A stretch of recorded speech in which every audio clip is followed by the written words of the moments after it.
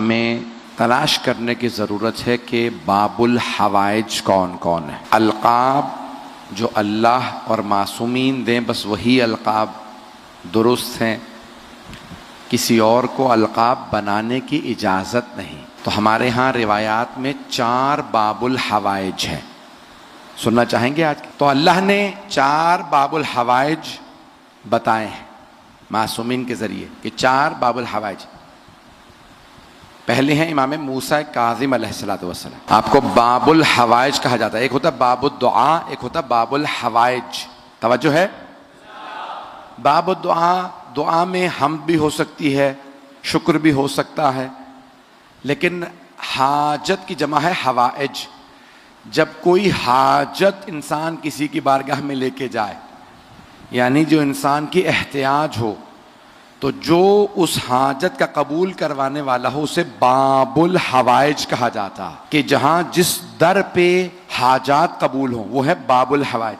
تو سب سے بڑے باب الحوائج موسیٰ ابن جعفر الکاظم علیہ السلام۔ دوسرے باب الحوائج عباس ابن علی، تھوڑی سی دیر چلتے رہیے گا۔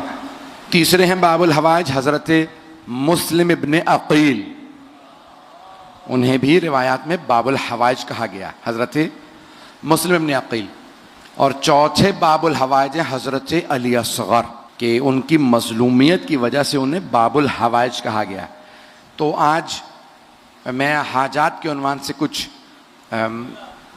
پیش کرنا چاہ رہا ہوں مطالب۔ تو پہلے پہلو کو پیش کرنا چاہوں گا۔ دیکھ رہا ہوں کہ مجھے برادران جس انداز سے بیٹھے، مجھے بتایا کہ خاران میں بھی میری بہنوں کے بھی امام بارگاہ میں بہت زیادہ بیٹھنے کے مسائل ہوتے ہیں۔ حوائج، حاجات اگر کوئی رکھتا ہے تو کہاں جائے حاجت پوری ہو؟ تو بتایا گیا کہ ایک باب الحوائج ہے 7ویں امام۔ اب 7ویں امام کیسے باب الحوائج ہیں پیش کرنا چاہ رہا ہوں، سنیے گا، تھوڑا ساتھ دیجیے گا میرا۔ تو اب 7ویں امام سے متعلق ہے کہ آپ 14 برس کے تھے کہ چھٹے امام علیہ السلام نے تعارف کروایا یہ باب الحوائج ہے۔ بیٹوں میں سب سے چھوٹے تھے، توجہ میرے ساتھ رکھیے گا۔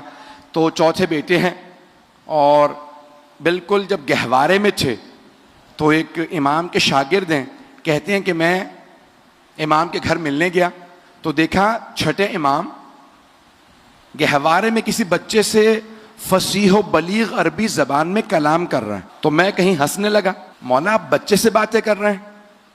تو چھٹے امام جلال میں آئے، کہا یہ بچہ نہیں ہے، حجت خدا ہے، یہ عام بچہ نہیں، یہ حجت خدا ہے۔ کہا میں بڑے ادب سے بیٹھا سننے کے لیے، تو چھٹے امام کچھ دیر باتیں کرتے رہے۔ کا تعجب میرا یہ ہوا کہ وہ جو گہوارے میں تھے وہ بھی بڑی فصیح و بلیغ عربی زبان میں جواب دینے لگے۔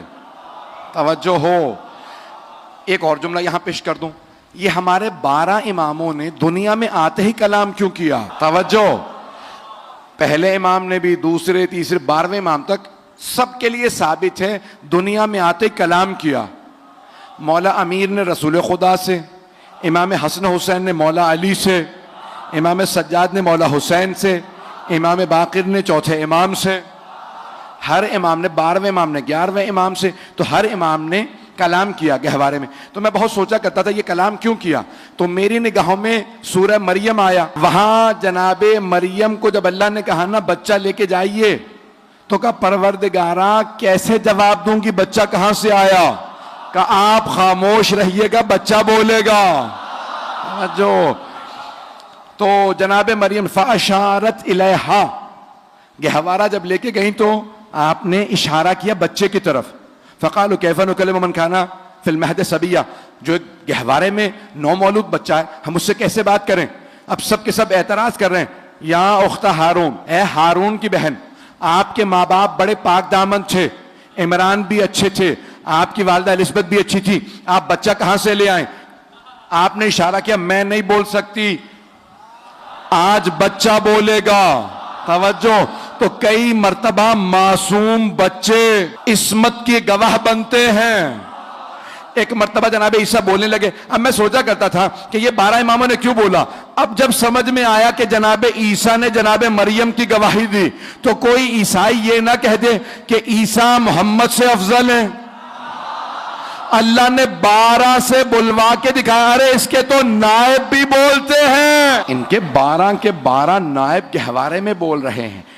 حضران کرام باب الحوائج پیش کر رہا ہوں، اگر سننا چاہیں گے یقین مانی بے انتہا نکاحت ہے، زور نہیں لگ رہا مجھ سے تو، لیکن آپ کی محبتوں کی نظر کر رہا ہوں، جہاں تک آپ سنیں گے وہاں تک پیش کروں گا کہ 7ویں امام 14 برس کے ہیں، تو امام نے کہا یہ باب الحوائج ہیں، چھٹے امام نے کہا، اور باب الحوائج اشارہ کیا، اور دیکھا امام چھٹے امام پڑھاتے تھے، جب پڑھاتے تھے تو اس میں صرف شیعہ نہیں آتے تھے، اہل سنت کے بھی بڑے بڑے علماء پڑھنے کے لیے آتے تھے، امام ابو حنیفہ شیعہ نہیں تھے، پڑھنے آتے تھے، امام پڑھاتے تھے، کبھی نہیں کہتے تھے جب تم امام نہیں مانتے تو پڑھنے کیوں آتے ہو، توجہ، امام مالک بھی پڑھنے آتے تھے، امام ابو حنیفہ بھی پڑھنے آتے تھے، امام پڑھاتے تھے، ارے یہ تو چلے پھر مسلمان تھے، یہودی عیسائی آتے تھے، یونان کے بڑے بڑے فلسفی آتے تھے پڑھنے کے لیے، چھٹے امام کبھی نہیں کہتے تھے کہ ارے جب مانتے نہیں تو پڑھنے کیوں آئے، امام کہتے تھے اصول یہ ہے کہ پڑھاؤ، جو عظمت سمجھ کے مان لے اسے آنے دو، جو نہ مانے اسے جانے دو، وہ اور ہوں گے جو تلوار سے منواتے ہوں گے، ہم علم سے منواتے ہیں۔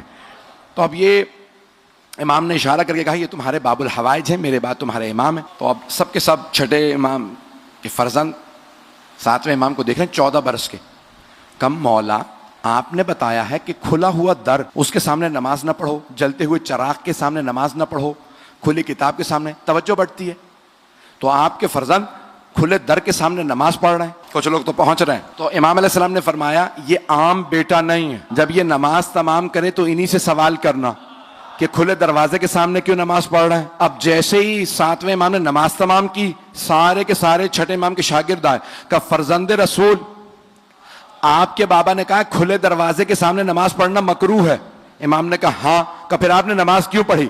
کہا جانتے ہو کیوں مکروہ ہے؟ کہا ہاں، توجہ بڑھ جاتی ہے، کوئی سامنے سے گزرے توجہ بڑھ جاتی ہے۔ امام نے کہا میرا خدا اس دروازے سے زیادہ مجھ سے قریب ہے، تمہارے احکام اور ہیں ہمارے اور، دروازہ کھلا ہو تو تم دروازہ ہی دیکھتے ہو، نماز نہیں پڑھتے، ہماری ٹانگوں سے تیر بھی نکال لیے جا تو ہم نماز ہی میں ہوتے ہیں، ہم نماز ہی میں ہوتے ہیں، ہم توجہ نہیں بٹنے دیتے۔ حضرات گرامی روک کے یہاں پہ جملہ پیش کر رہا ہوں کہ یہ باب الحوائج کون کون ہے اور ان کا کیا کیا مقام ہے، سب کی میں منزلت پیش کرنا چاہ رہا تھا، مجھے نہیں معلوم کہاں تک آپ سنیں گے، ایک صرف روک کے نوجوانوں کے لیے خاص طور سے پیش کر رہا ہوں کہ یہ اول وقت نماز کی فضیلت، ایک بہت بڑے عالم دین اپنی کتاب میں لکھتے کہتے میں سفر کر رہا تھا تو ایران میں موٹر وے پہ گاڑی چل رہی ہے، اول وقت ظہر ہے، دھوپ گرمی تپش مشہور ہے ایران عراق کے، تو کم میں نے دیکھا کہ ایک آدمی نماز پڑھ رہا ہے اول وقت، میں نے ڈرائیور سے کہا گاڑی روکو، کہا یہاں تو نہیں روک سکتے موٹر وے ہے، کہا گاڑی روک دو، کہا کہ آگا یہاں اتر نہیں سکتے آپ، کہا کسی بھی طرح گاڑی روکو، اس نے جو ہارڈ شولڈر ہوتا ہے وہاں پہ گاڑی روکی، وہ فوراً دھکے کھاتے ہوئے نیچے اترے، انتظار کیا، اس کی نماز تمام ہوئی، کہا بھئی یہ اتنی تپش میں اتنی گرمی میں اول وقت نماز پڑھ رہے ہو، میں عالم دین ہو کے گاڑی میں جا رہا تھا، تم اول وقت نماز، کہا ہاں میں ہمیشہ جیسے ہی اذان ہوتی ہے نماز پڑھ لیتا ہوں، کہا کیوں؟ میں سیکھنا چاہتا ہوں، تم چرواہے ہو، پڑھے لکھے ہو؟ کہا نہیں پڑھا لکھا نہیں ہوں، ان پڑھ ہوں، کہا تو تم نے یہ اول وقت نماز کیسے سیکھی؟ کہا اپنی بکریوں سے، نہیں ہے مجمع، کہا بھیڑ بکریوں سے، کہا کیسے؟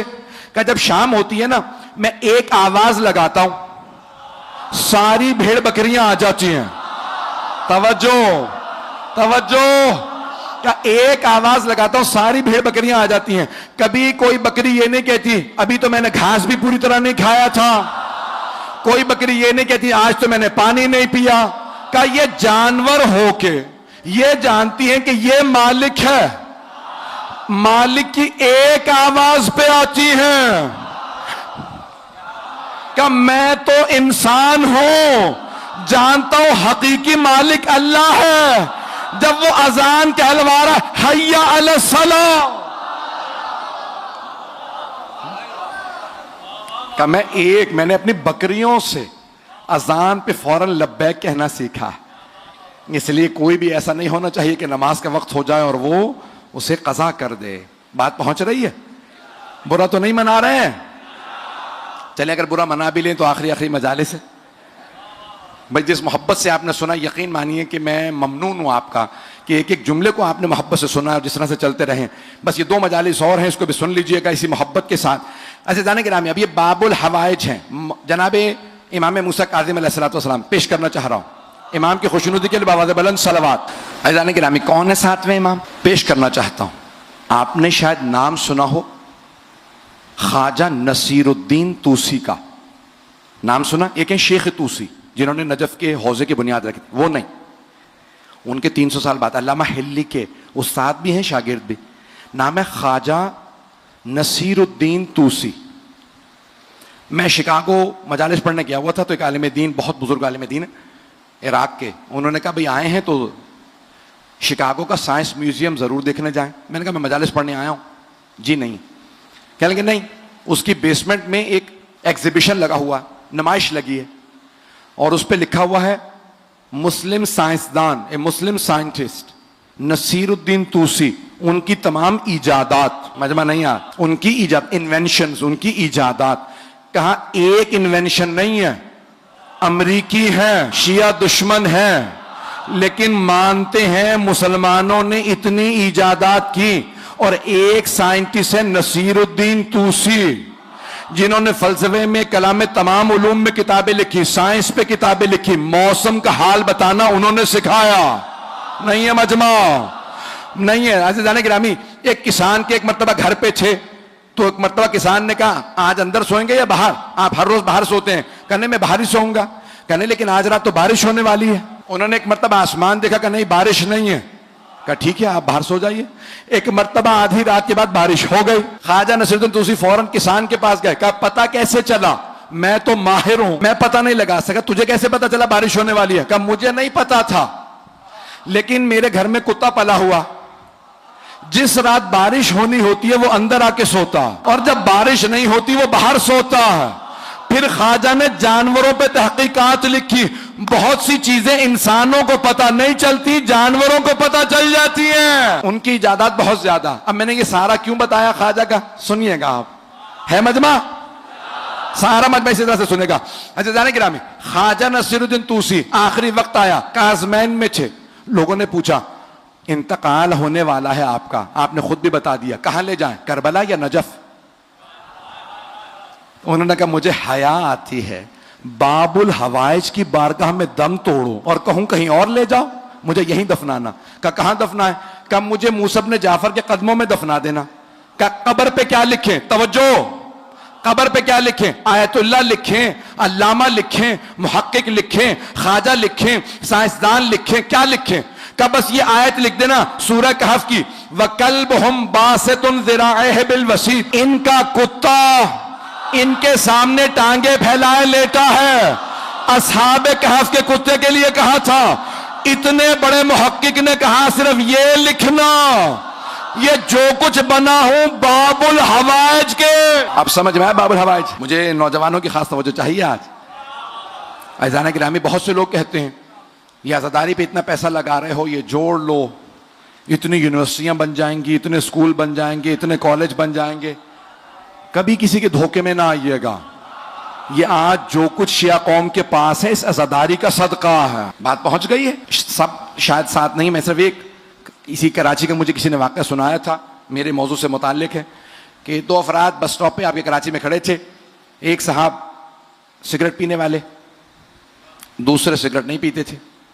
تو سگریٹ پینے والے صاحب, آپ کو پتا بس لیٹ ہو جائے تو سگریٹ کی رفتار بڑھ جاتی ہے. انہوں نے 1 2 3 4, تو ساتھ والے نے کہا کتنی سگریٹ پی لیتے ہیں دن میں؟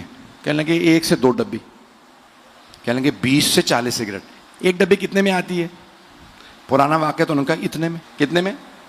یعنی پینے والے بیٹھے ہیں, تو بہرحال 1 ڈبی اتنے میں آ جاتی. کہا اچھا کب سے سگریٹ پی رہے ہیں؟ کہا 20 سال سے زیادہ ہو گیا.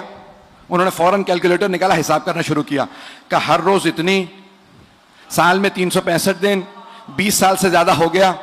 تو کہنے لگے دیکھ رہے ہو سامنے کی جو فلیٹوں کی عمارت ہے؟ کہاں. کہا اگر تم نے سارے پیسے جوڑے ہوتے تو یہ بلڈنگ تمہاری ہوتی. کچھ دیر کے لیے بیچارہ ویسے سگریٹ دل بیٹھ گیا, سوچتا رہا کہ میں نے اتنی سگریٹ پی لی کہ یہ پوری بلڈنگ میری ہوتی.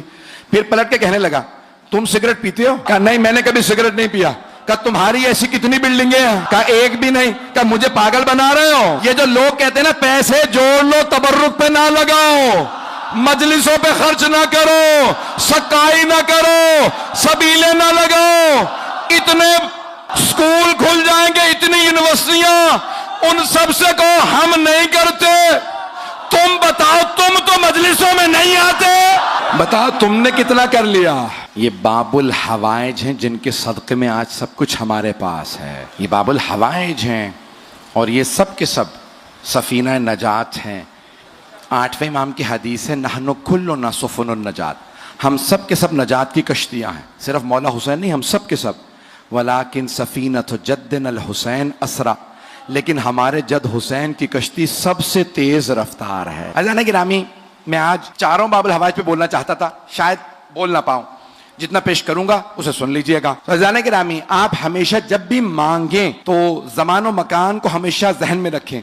24 घंटे में एक ऐसा वक्त जरूर आता है जब दुआ कबूल होती है, और बाज़ औक़ात हम छोटी छोटी चीजें मांग रहे होते हैं, फौरन मिल जाती है। हमेशा दुआ वो मांगें जो आपके नजदीक अहमियत रखती हो। हमेशा जबान से अच्छी बात निकालें,